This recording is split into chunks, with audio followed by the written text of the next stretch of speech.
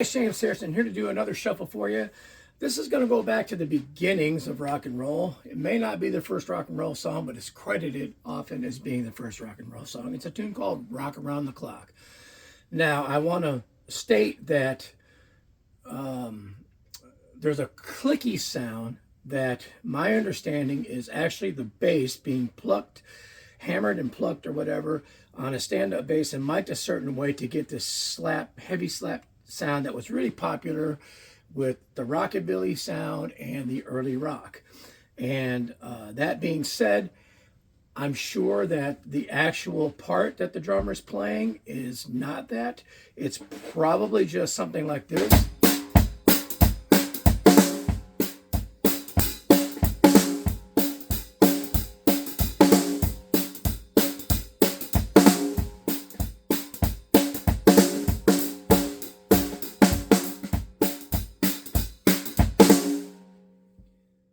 It's basically a basic shuffle, and the bass drum could be playing on all four, but because the way the bass sounds, I don't think it is. If I did that,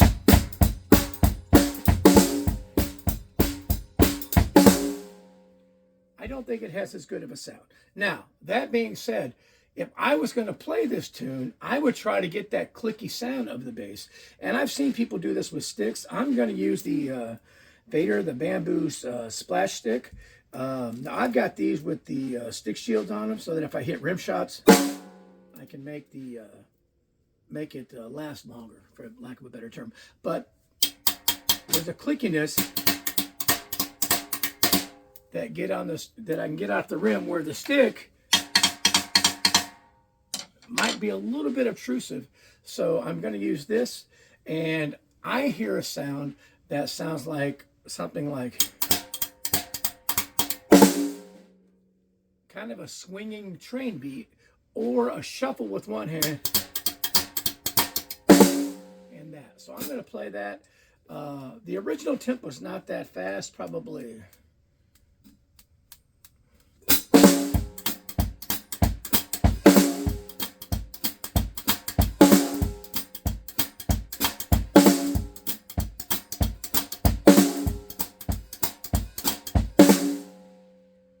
Later in the song and parts of the song, you do hear a backbeat.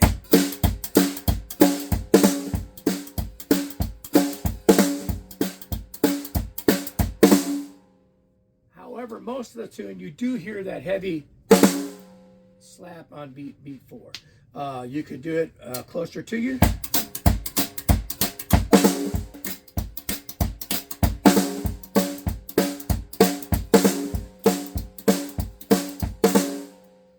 And then I think parts of the song where they're doing a guitar solo, I think it might go to ride cymbal.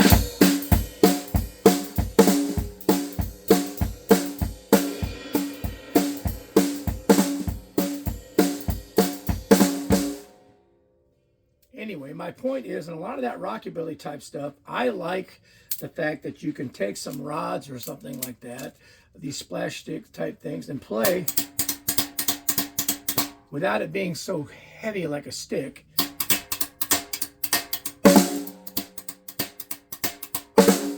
and get that type of a sound. So I would do that if I was covering this tune, just to try to make it sound more authentic, especially if the bassist was playing an electric bass, because they're not going to be able to get that sound that sounds like that old stand-up slap, that plucking that string and having it slap off the neck and miking that heavily. But I believe that's how they got the sound originally.